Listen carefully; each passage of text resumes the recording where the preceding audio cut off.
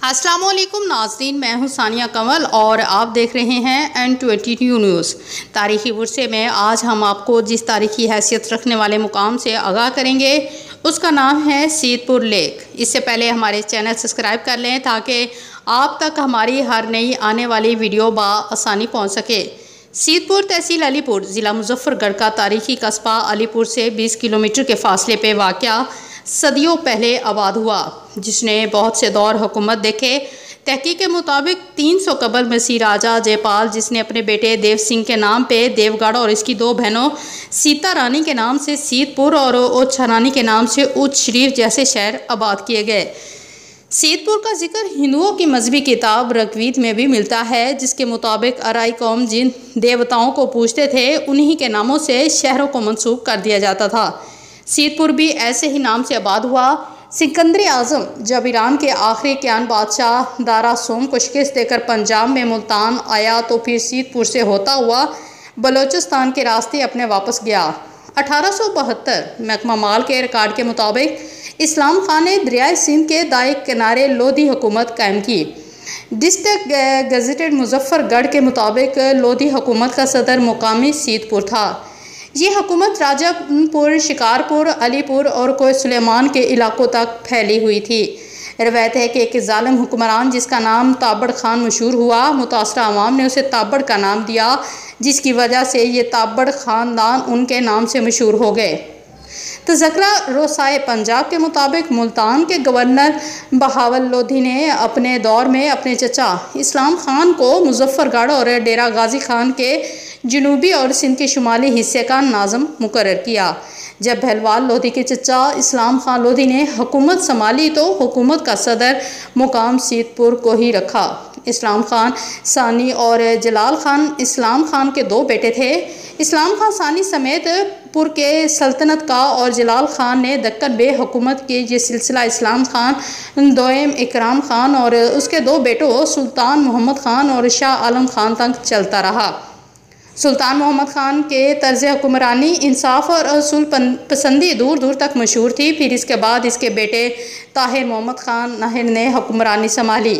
कहते हैं कि ताहिर मोहम्मद खान अपने वालिद के नक्श कदम पे था। उसकी अवाम में मकबूलियत वालिद से ज़्यादा थी क्योंकि उसकी सखावत ज़्यादा मशहूर थी।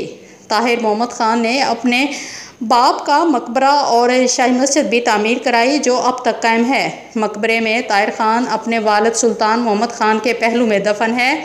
रिश्त पहलू मकबरा इस्लामी तर्ज तामीर का खूबसूरत शाकार है। इस पर मुल्तानी टाइल और काशीकारी का उम्दा काम किया गया है। इसकी बुलंदी 45 फुट है। खजूर की लकड़ी का मरकजी दरवाज़ा मजबूती में अपनी मिसाल आप है। इसके साथ सीतपुर की सबसे बड़ी जामिया मस्जिद है। यहाँ भी मुल्तानी काशीकारी का काम किया गया है। इस मस्जिद और मकबरे का जिक्र अलग से आने वाली पोस्ट में मुकम्मल तौर पर किया जाएगा। याद रहे, जब ताहिर खान सानी का दौरा हुकूमत शुरू हुआ तो यहाँ बड़ी तादाद में मुखादिम आबाद थे जो ताहिर हुकूमत की तरफ से मुख्तलिफ इलाकों में नाज़म मुकर्रर थे। बहावलपुर गज़ेटर के मुताबिक ताहिर ख़ानदान की हुकूमत ख़त्म हुई जब नादिर शाह के दौर में शेख मोहम्मद राजू अव्वल ने अपनी सल्तनत का ऐलान किया। शेख मोहम्मद राजू ने नादिर शाह से सीतपुर सल्तनत अपने नाम लिखवा ली। यूं ताहिर ख़ानदान की हुकूमत ख़त्म होकर रह गई। ये हुकूमत इस वक्त ख़त्म हुई जब 1781 में नवाब बहावल खान सानी ने शेख राजू सानी के दौर में जतोई पर कब्ज़ा कर लिया। 1790 में जब दरियाए सिंध का रुख सीतपुर के मगरब में हुआ तो नवाब ऑफ बहावलपुर के लिए मज़ीद आसानियाँ पैदा होगी। यूँ नवाब ऑफ बहावलपुर ने अलीपुर शहर, सुल्तान खैरपुर, सदात के इलाके सीतपुर से रियासत बहावलपुर में शामिल कर दिए। फिर सुखा शाही दौर में 1816 में रंजीत सिंह ने इस इलाके की बची कुची रियासत को अपने कब्ज़े में ले लिया। यूँ मुखादमीन की हुक्मरानी भी ख़त्म होगी और सीतपुर एक मामूली इलाके तक महदूद होकर रह गया। इसके बाद अंग्रेज़ दौरा हुकूमत रहा। फिर वतन अजीज़ पाकिस्तान वजूद में आया। सखाशाही से लेकर अब तक ये कस्बा सिर्फ़ एक कस्बे तक ही महदूद है जहाँ कभी बैठकर हुकूमतें चलाई जाती थीं। आज ये कस्बा है जहाँ आज भी तारीख़ अपने देखने वालों के लिए खुली किताब की तरह है। आपको गुज़रे अदवार और तर्जिया हुक्मरानी की याद दिलाती है।